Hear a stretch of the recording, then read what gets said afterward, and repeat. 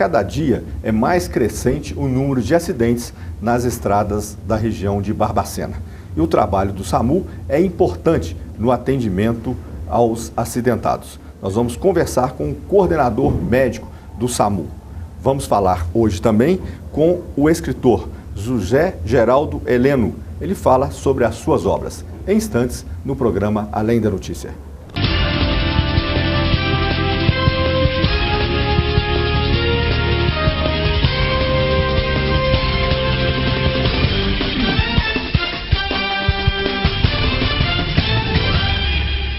A cada dia, o número de acidentes nas cidades da região é mais frequente.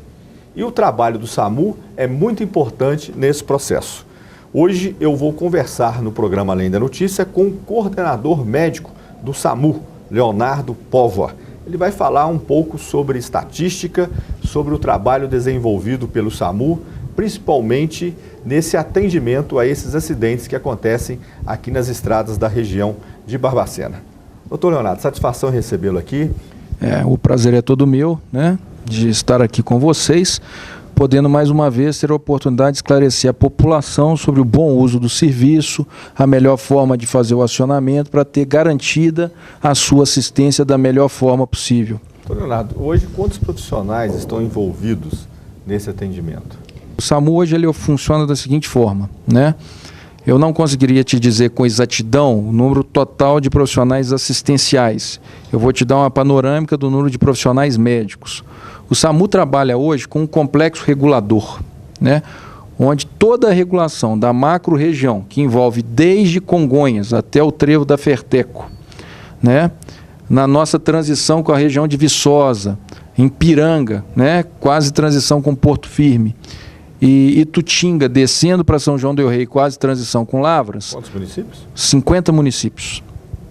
Esse complexo regulador vai fazer a regulação de todo evento clínico, traumático, obstétrico, psiquiátrico, qualquer necessidade que a população entenda que é uma necessidade de atenção à saúde de urgência que acomete. Vai ser regulado aqui em Barbacena. Esse complexo regulador é porque Barbacena seria a central. Barbacena, na Barbacena, ela constitui dentro dos 50 municípios o polo macro da região. É a maior cidade com maior capacidade instalada para resolver as demandas de saúde atreladas à urgência, onde está concentrada a alta complexidade de vários serviços, como a cirurgia cardiovascular, a neurocirurgia. Mas então, o complexo regulador, nós operamos hoje com 4 médicos em plantões de 24 horas. Né? Então, dentro do complexo regulador, nós teríamos 28 profissionais médicos, mais 2 bases descentralizadas para melhorar a distribuição do tempo-resposta, ou seja, a chegada do recurso ao local do evento da urgência, seja clínico ou traumático. Uma em Conselheiro Lafayette, que nós dispomos de mais 7 médicos, e em São João del Rei com mais 7 médicos, com a perspectiva de até o final do ano ou começo do ano que vem, também estarmos abrindo mais uma unidade de intervenção no município de Congonhas. Por que Congonhas e Conselheiro Lafayette, na verdade, com 2 unidades de suporte avançado, ou seja, tripulado com médico? Pelo alto índice de acidente naquele trecho da BR, em que todos nós somos capazes de presenciar nas nossas viagens, que se concentra principalmente naquele pedaço de Lafayette a Belo Horizonte, principalmente Lafayette, Congonhas ali, ou proximidades, a maior estatística de acidentes da região. Sobre atendimento clínico e atendimento traumático. Atendimento clínico é o residencial, é a pessoa, é o traumático, qual que é a diferença? Atendimento clínico seria a patologia não vinculada ao trauma, não vinculada ao acidente. Exemplo, é a falta de ar, é a síndrome da falta de ar, é a síndrome da perda de consciência, é a dor torácica, é o infarto, é o AVC, é o diabetes descompensado, é uma dor abdominal intensa. Então, esses atendimentos geralmente acontecem nas residências. Nas residências ou nas ruas, né? É um problema, às vezes, que a gente tem que equacionar de forma muito madura, e é um equacionamento difícil, é a questão da embriaguez, principalmente em períodos de festa, né? Porque, na verdade, a gente se sensibiliza, né, com, às vezes, a pessoa caída, mas nós, na verdade, não nos envolvemos com o problema. Então, o transeunte, o cidadão que passa e tem a sua atenção chamada para aquela pessoa que está caída, na verdade ele liga para 192, fala que tem uma pessoa caída passando mal. E quando, na verdade, às vezes a gente pede até um apoio para mexer, estimular, ver se tem alguma resposta, se tem algum hálito etílico, alguma coisa, a gente não consegue esse envolvimento, né? Existe aquele receio de se envolver com o problema. E quando a gente vai fazer um atendimento a uma pessoa puramente embriagada, que está descansando num canto, numa marquise, num pedaço de muro, a gente às vezes dispensa um recurso que está chegando lá, poderia estar sendo enviado para uma pessoa que está infartando, que está tendo um AVC ou que caiu de moto. E muitas vezes um mesmo paciente etilista, a gente chega lá, ele recusa o atendimento, fala que só está deitado, ele vai para outra esquina, na outra esquina outra pessoa passa e também chama novamente. Então, às vezes, um paciente alcoolizado, ele é responsável por um acionamento 5, 6 vezes numa mesma noite. Então, há uma demanda, e aqui tem uma demanda grande desse tipo de atendimento? São periódicos, né? Principalmente períodos de festa, algumas localidades com mais intensidade, mas nada que saia da média das outras regiões. Isso não é uma particularidade da nossa macro, isso acontece em Belo Horizonte, acontece em São Paulo, né? Em relação ao atendimento traumático, né, que são principalmente os acidentes, nos últimos dias aí nós tivemos vários acidentes aqui na região, inclusive com óbito. Né? Como é que é realizado aí esse trabalho do SAMU nesses casos? Na verdade, quando a gente tem um acidente de alta energia, o que chama a atenção, muitas vezes isso mexe muito com esse sentimento social. Isso nos sensibiliza, né? A gente vê a gente tem uma imagem que o traumatismo ali é muito grande. Muitas vezes isso acontece, outras vezes o acidente é muito feio e isso não chega a acontecer. Então, isso mobiliza a equipe também, que é um grande motivador do nosso existir. A equipe, ela se vê empenhada na imobilização, na retirada de veículo. Existe uma característica muito grande dos profissionais que trabalham nessa área, na vontade de assistir esse perfil de paciente, vítima daquele trauma. Então, quando nós temos um acidente, é uma motivação muito grande da equipe para partir para a atenção desse acidente, e nós podemos atuar de forma isolada, sozinha, ou nós participamos de forma conjunta com os outros atores da atenção pré-hospitalar. Então, por exemplo, um acidente de carro ou de moto em uma via pública da cidade ou na estrada. Nós precisamos da polícia para fazer a sinalização da via, garantir que outros acidentes não aconteçam. Então, muitas vezes nós vamos precisar do bombeiro também, no sentido do resgate, para fazer a extricação da lataria, a retirada do paciente preso às ferragens. É uma característica do profissional bombeiro, né, praticamente exclusiva. E muitas vezes na própria remoção e distribuição da cena, que nós podemos mandar múltiplas viaturas. Eu não preciso mandar uma, às vezes a gente vai dispensar 2, 3, vai solicitar que precisa também do bombeiro. Então, eu acho que o evento traumático, além de garantir uma grande mobilização dos profissionais de SAMU, ele é um grande marcador do caminho inevitável, né, de uma parceria cada vez mais sólida entre os atores da atenção pré-hospitalar. Né? Para que fazer a mesma motivação que existe com os profissionais de SAMU, existe com a motivação com os profissionais do bombeiro, né? Com muitos profissionais de saúde que atuam nas ambulâncias do município, nos seus transportes sanitários, que poderiam remover em acidentes de múltiplas vítimas os pacientes mais estáveis, e a gente vai fazendo a voga de todo o processo de trabalho hoje, que é o atendimento multidisciplinar. Então, nós envolvemos vários atores na atenção de um mesmo evento. Eu acho que o trauma ele consegue trazer isso para a gente com grande motivação. No caso dos acidentes nas estradas, a equipe, para tomar a decisão, para onde levar esse paciente, né? O senhor falou que Barbacena é o polo. Sempre vem para Barbacena ou leva para o município mais próximo? Não, na verdade é o seguinte, o pré-hospitalar ele tem um princípio básico, né? E existe uma dicotomia isso na escola americana e na escola europeia. O que nós trabalhamos hoje? Eu não levo para o lugar mais próximo, eu levo para o lugar que tem o melhor recurso para aquele tipo de atendimento. Sempre quando isso é possível, né? Às vezes não é possível, às vezes pela própria gravidade, que não dá para percorrer uma distância maior, a gente tem que levar para a unidade com recurso mais próximo. Mas a macro-região de 50 municípios, ela é dividida em 3 micro-regiões. da micro-região de Conselheiro Lafayette Congonhas, micro-região de São João del Rei e micro-região de Barbacena. Dentro dessa população de cidades, houve um plano diretor de habilitação hospitalar. Então a gente conhece os perfis dos hospitais e alguns desses hospitais recebem incentivo, né, da Secretaria Estadual de Saúde no intuito de manter o atendimento à urgência e emergência. Então, muitas vezes, nesses acidentes da BR, na micro de Lafayette e Congonhas, a gente vai conduzir inicialmente para o Hospital Maternidade São José, em Conselheiro Lafayette. Podendo, casos menos graves, levar para o Hospital Bom Jesus. Ou mesmo hospitais, se tiver mais próximo de Ouro Branco, no Raimundo Campos, casos mais estáveis. Dentro desse hospital, da Maternidade São José, ele vai receber a primeira avaliação, atendimento inicial, a primeira ressuscitação. Se determinarmos que ali foi extinta a capacidade resolutiva do hospital, nós temos duas vias. Nós acionamos Barbacena, principalmente por trauma neurocirúrgico, ou acionamos, extintos os recursos daqui naquele momento, nós tentamos direcionar para Belo Horizonte naquela situação. Então vai depender da situação. Mas existe um plano diretor básico. Os profissionais do SAMU, eles estão preparados e têm conhecimento, sim, dessa situação. E na verdade, a regulação que toma a decisão, ela toma a decisão, não o médico do local, né? E ela toma ciência de cada momento. A ambulância chegou no evento, a ambulância saiu do evento, a ambulância chegou no hospital, a ambulância está saindo do hospital. Então, Leonardo, para que a gente possa terminar, com relação aos trotes, os outros profissionais que estiveram aqui do SAMU, eles falaram com relação à questão dos trotes, que tinha um número excessivo.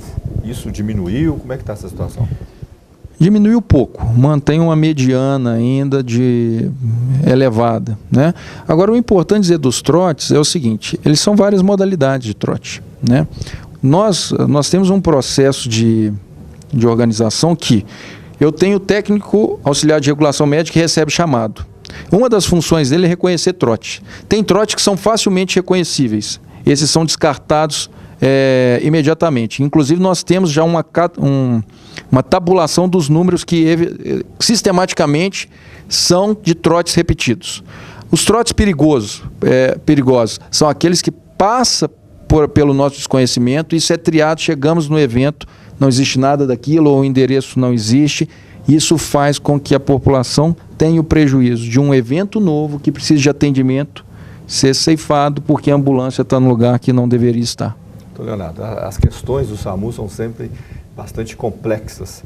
Por isso mesmo que o senhor já é o terceiro profissional da instituição que vem aqui conversar com a gente para falar do trabalho, e tenho certeza que nós vamos precisar de vários outros programas para a gente poder debater, né, a fundo o trabalho que é desenvolvido por vocês. Eu gostaria de agradecer a participação do senhor, parabenizar pelo trabalho e colocar aí a TV à disposição, né, naquilo que for possível auxiliar nesse trabalho que é tão importante. Eu que agradeço a oportunidade e dizer a todos vocês que estamos abertos para sugestões, para elogios, o nosso sistema de ouvidoria, e a nossa missão, além de assistir e tentar, é também tentar melhorar nessa assistência a cada dia, nos observando e percebendo aquilo que poderíamos agir diferente e de forma melhor. Esse é o trabalho árduo de cada dia, tentar melhorar. Muito obrigado, agradecendo aí a participação do coordenador médico do SAMU, Dr. Leonardo Póvoa. Nós vamos encerrando esse primeiro bloco do programa Além da Notícia de hoje. Muito obrigado a todos.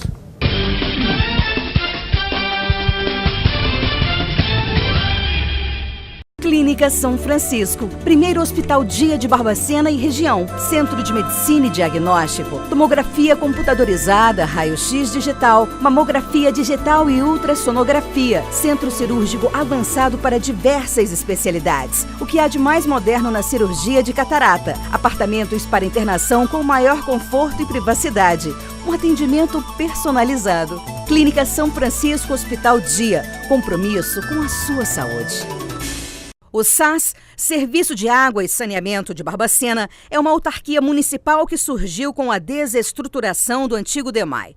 O SAS atende não apenas a cidade, mas também a distritos da região, com a prestação de um serviço eficiente de abastecimento de água e tratamento de esgoto sanitário. Hoje o SAS alcança 30 mil pontos, com 21 mil ligações domiciliares e uma capacidade de tratamento que chega a 300 litros por segundo.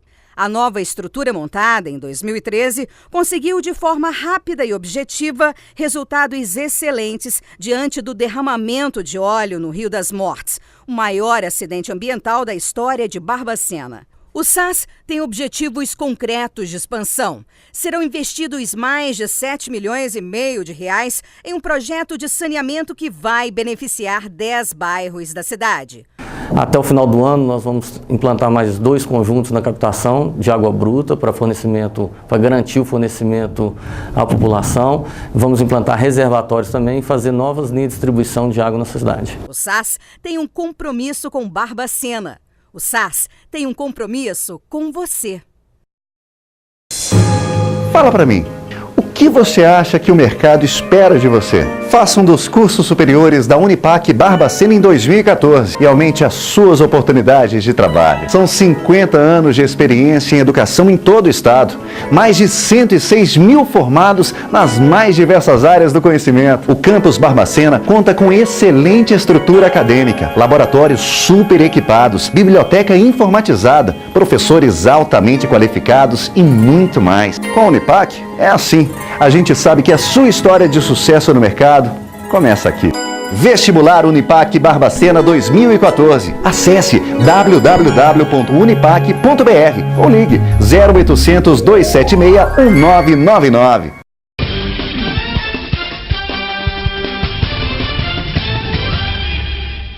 Neste segundo e último bloco do programa Além da Notícia de hoje, eu converso com o escritor e professor José Geraldo Heleno, que acaba de lançar a sua mais recente obra, Medra em Frestas.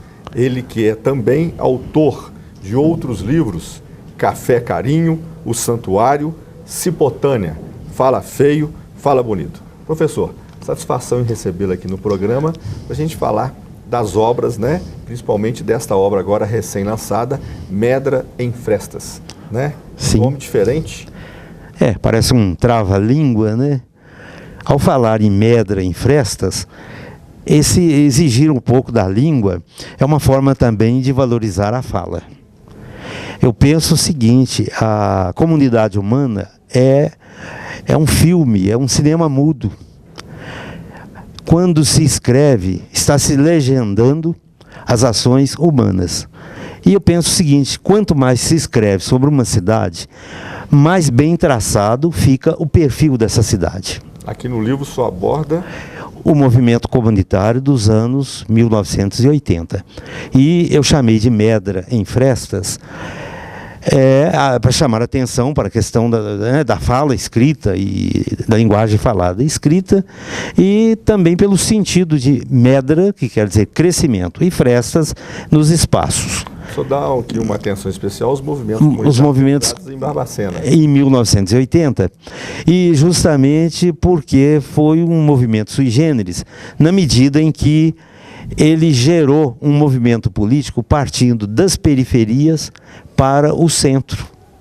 E foi um movimento que gozou de um prestígio muito grande, foi um período não muito longo, mas que foi muito importante. Era uma época que tinha uma participação maior das comunidades. Das comunidades, havia, sim. Isso hoje se perdeu um pouco? Isso está um pouco ligado à época também. Nós estávamos vivendo um momento de muitas transições, inclusive no período que antecedeu a Constituição, né, de 88, e isso gerou muitos espaços. Mas não é só. Eu acredito que essa participação de periferia é sempre possível em qualquer época. O que o senhor chama desses movimentos comunitários? Na época, o comunitário ele era um pouco mais do que movimento de moradores, porque englobava comunidades religiosas, associação de cegos, mutuários do BNH. Então, era um leque maior de movimentos organizados. Então, eram comunitários. Organizações que tinham a participação de determinados segmentos. E as organizações de bairro, calcadas nas associações de moradores. também. As associações de moradores tinham um papel importantíssimo, mas o movimento comunitário não era só destas associações de moradores. Essas manifestações que nós estamos assistindo aí hoje pelo país, você acha que tem alguma ligação com essa questão que o senhor trata no livro? Eu já pensei sobre isto. Existe alguma coisa em comum, sim. No fundo, há uma insegurança e uma insatisfação. Em 1980 havia também esta insegurança e não havia essa manifestação tão explícita. Eu acredito que nos anos 80 havia objetivos mais bem definidos. E esta agora, nem todo mundo sabe os objetivos reais que estão orientando esses protestos, esses movimentos que nós estamos vendo. Na verdade, estão pedindo por melhores condições de vida, mas não tem assim, está bem determinado o que se quer, né? Talvez falte objetividade.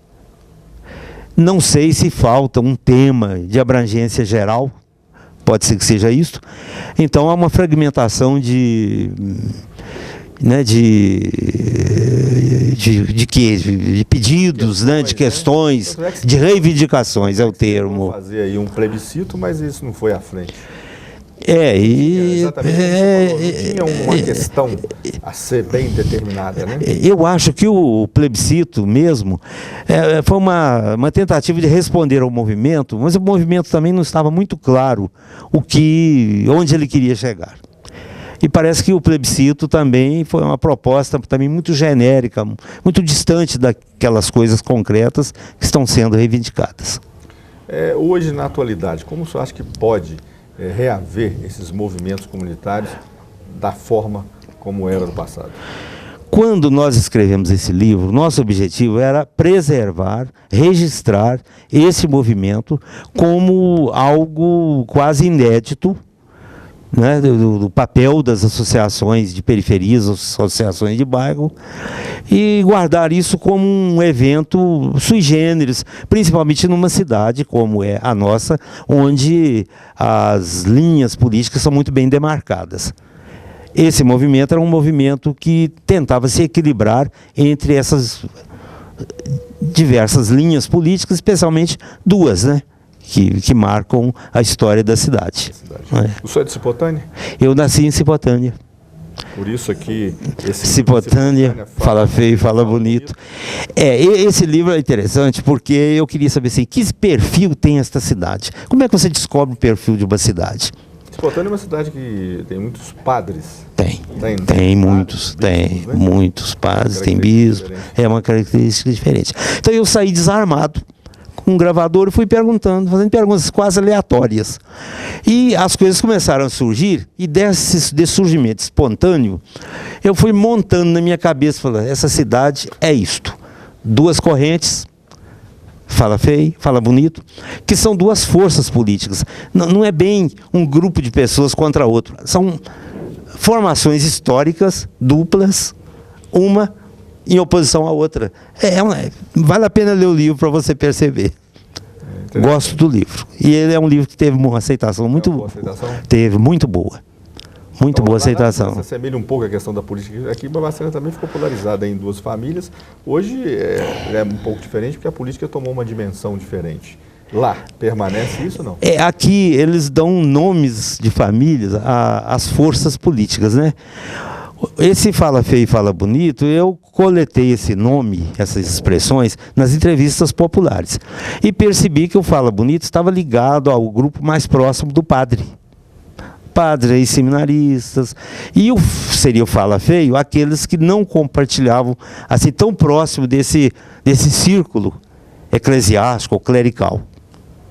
Mas não é uma coisa muito bem delimitada, assim, família tal tem que ser dessa corrente, família tal assim, tem que ser da outra. É uma força em que as pessoas, os atores, às vezes transitam entre uma e outra. É um negócio interessante. De certa forma, o senhor tem tratado de política nas obras. Sim. O senhor gosta? Gosto. Eu gosto de política e analiso politicamente os eventos. Agora, sou assim, nunca me candidatei a cargo eletivo e, sinceramente, não tenho esse tipo de pretensão. Eu creio que eu ficando à margem dessas disputas, eu fico mais isento para poder analisá-las. Como que o senhor vê hoje o cenário político nacional? Olha, nós vivemos um momento difícil. Eu acredito que muita coisa que nós passamos aqui são reflexos da instabilidade internacional, que nós também somos vítimas dela, e os países não são tão independentes como já podem ter sido em outras épocas. A política hoje é uma política mundial, talvez mais do que nacional, e nós estamos dentro desse concerto. E, sinceramente, não sei muito dizer para onde estamos indo. Qual o caminho? Você acha que estamos bem sem rumo? Eu acredito que sim, nós estamos precisando de achar um rumo mais concreto, mais objetivo, talvez uma bandeira nacional, não aquela de pano, mas uma bandeira mesmo de sentido, de significado. Mais popular? Ah, eu acho que precisa. E precisa de haver menos alienação, sabe? As pessoas têm que se deixar levar menos pelas mídias, principalmente pela televisão, e se fazerem mais sujeito, né? Mais participativo. E ser participativo, ser sujeito, não significa ser brigão, ser subversivo, ser ofensivo. Não significa, nem significa às vezes ser contra, significa ser a favor de alguma coisa, que naturalmente acaba indiretamente implicando, né, numa posição contrária. Professora Helena, as suas obras, pelo menos as duas que nós já falamos dela aqui, tem a ver aqui com a nossa cidade, com a região. Nós temos aqui um santuário, também tem? Não, isso aí tem uma história. O Café Carinho foi um impacto meu com uma cidade grande, que eu comecei a trabalhar em Belo Horizonte, que me assustou. O santuário foi um mergulho interno, indo à minha infância, de uma forma ficcional, não é autobiográfica. O Fala Feio, Fala Bonito, Cipotânea Fala Feio, Fala Bonito, é uma extensão do meu modo de ser, a minha comunidade. E esse aí é uma retribuição à Barbacena. Você pode observar que eu dedico o livro a estas cívitas, não, tá ali, essas cívitas que me acolheu desde 1979. Essa é a dedicação do livro. As cívitas não é a construção urbana, não são os prédios, é o conjunto dos cidadãos. E foram eles que me receberam. O senhor foi professor universitário por muitos anos? Fui. Abandonou o magistério? Eu não abandonei o magistério. Eu acredito assim, que há um momento que vale a pena a gente parar para refletir, porque a vida da gente, ela tem uma trajetória, um início, uma formação, um auge, e tem um declínio. Então, antes que esse declínio se consume, eu quis refletir um pouco mais. É isso que eu estou fazendo. Estou dedicando, estou escrevendo, estou pensando. Tem. Porque um projeto de um livro, ele não nasce em 1 ano nem em 2 anos. São 15 anos, 20 anos, 10 anos. Um livro como esse, quando eu vim para Barbacena, claro que não era nesses termos exatos, mas eu já tinha intenção de escrever. Eu vim para Barbacena em 1979. E às vezes você tem um projeto em mente e um outro vem... Eles convivem. Um desce para o último plano, o outro sobe. Tal. Aí há um determinado momento, sabe, que não sei quem é que comparou a produção de um livro a um parto, sabe? Aí chega um determinado momento que não tem jeito de adiar ela naquele momento. Tem que sair, e sai. Muito bem. Eu estou conversando então com o professor José Geraldo Helena. Ele fala aqui das suas obras, ele que foi professor universitário aqui na Universidade Presidente Antônio Carlos durante muitos anos. Sim. E agora está se dedicando à literatura. Sim.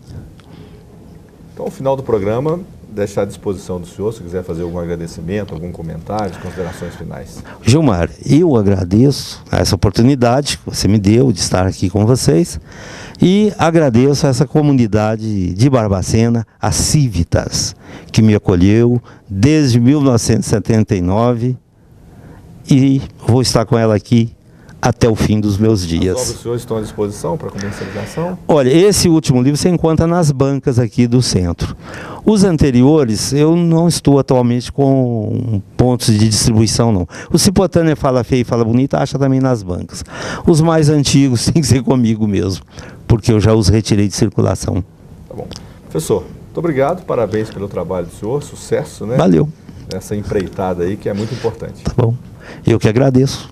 Muito obrigado. Obrigado. Tá bom. Desta forma, com a entrevista aqui com o escritor José Geraldo Heleno, nós vamos encerrando o programa Além da Notícia de hoje. Muito obrigado a todos.